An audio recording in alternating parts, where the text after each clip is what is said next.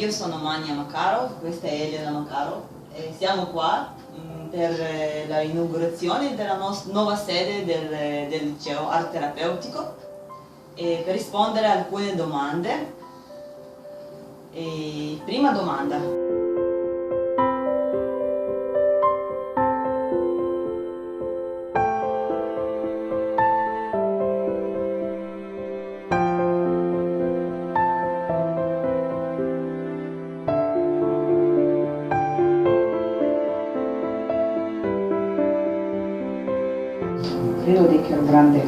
She started to teach children with all kind of stress condition before the war. Then, when she came to Intervista, she gave a lecture, and before she gave a lecture, she made exhibition of children drawings.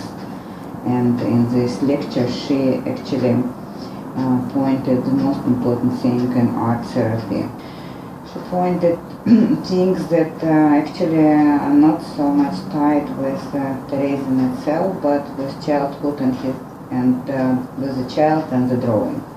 And the title of the lecture was The Child and the Drawing. And then when I looked through 5,000 drawings, I started to pick the drawings that she actually explained and trying to understand what she meant telling this. For instance, she was writing that the child that came from orphanage from Brno all the time was doing drawings with the closed windows and without doors, and she with her assistant tried to help this child to open the house. And so from this lecture I collected as much information as possible, and I was able to tie it together with her theoretical thing, this exact drawings, and to see what she actually was doing with children, because I saw the drawings and also I saw her way of teaching in this incredible and the horrible condition in life. What actually I learned from Frido, that there is no situation in life that I can accept bad art. For instance, she would think, okay, if all children are drawing and they feel well, so okay, let them draw all kind of bullshit. But she didn't, and she really very straightforwardly, directly was teaching them art of old masters there. She was bringing the photographs. She had a friend who had postcards with art, with masterpieces, so she was enlarging these masterpieces like Vermeer's drawings to children, and they studied it. They studied it with collages, so she also had her own way to help children to overcome the fear to do something very in a high level art, I would say. So from these 5,000 drawings you can learn all your life. Also because she put them, before she left for Auschwitz, she put them into order.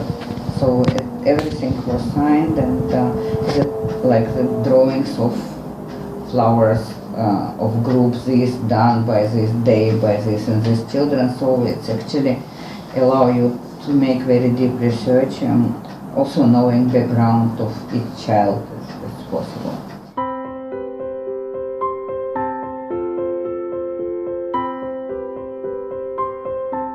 Tu che hai dedicato a lei un romanzo biografico e ha organizzato alcune mostre dei suoi lavori artistici, in che modo Friedel influenza il tuo lavoro di oggi?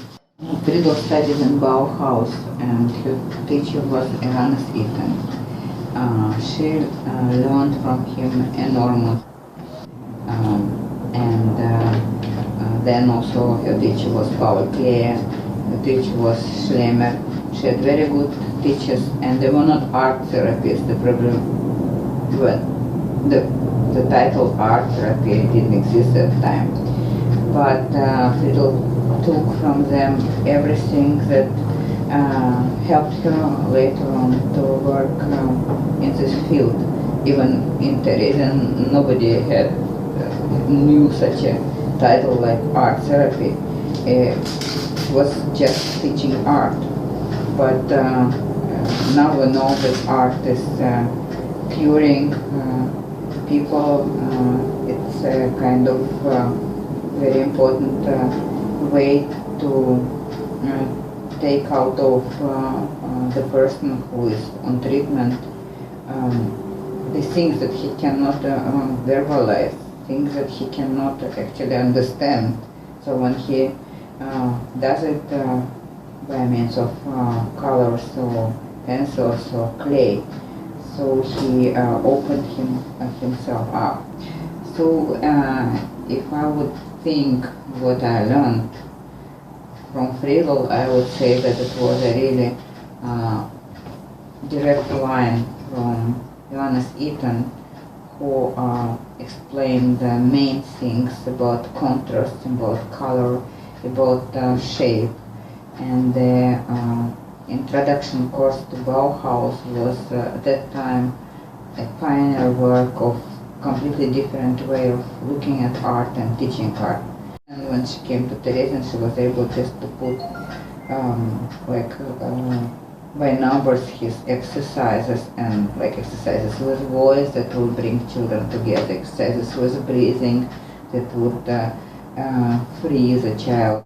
She took it from Bauhaus, she took it directly from Eaton, and actually Friedel also she taught introduction course to Bauhaus in Bauhaus already for grown-ups artists. So many years I spent with her and trying to understand her, the puzzle of this personality that when I teach, I think that absolutely unconsciously I use a lot of Friedel stuff, but in way of Elena Makarova. Quale esperienza porti? Quale metodo?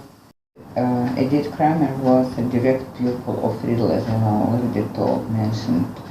And I was very lucky that in 1989 I met Edith, and I studied a lot of things with her. I was like assistant from time to time to Edith. I understood the line between Eaton, Friedel, Edith, and I understood a lot of things. Actually I was not thinking about myself as an art therapist till I didn't meet Edith.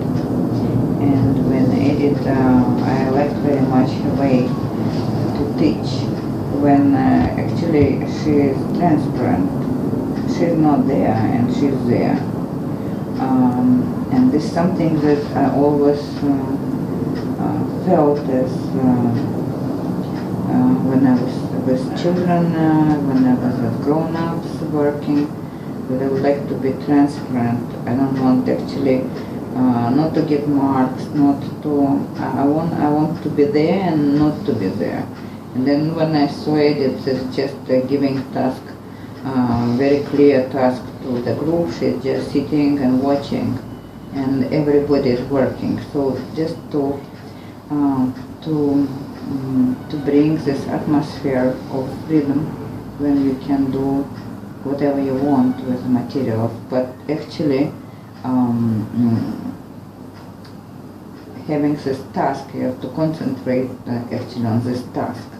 It's not completely free. It's not as Edith had her own inner task too, and she can formulate it very clear. She's not here. She was able to formulate it. So that's the thing that I understood that, and Edith was telling that when you make art or when you have a treatment in art, then what you are doing is speaking to you directly. You don't need actually to make comments.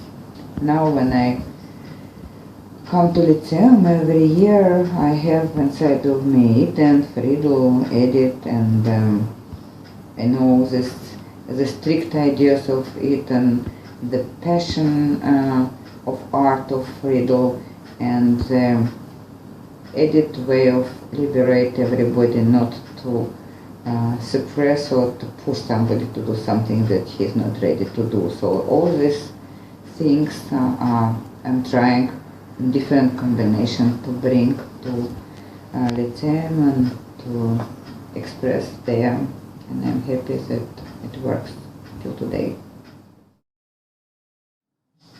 Domanda per me stessa.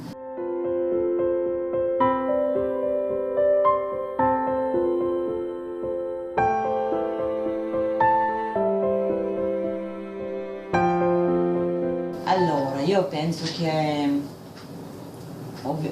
per me è ovvio che le persone che vanno a imparare ad essere art terapeuti hanno qualche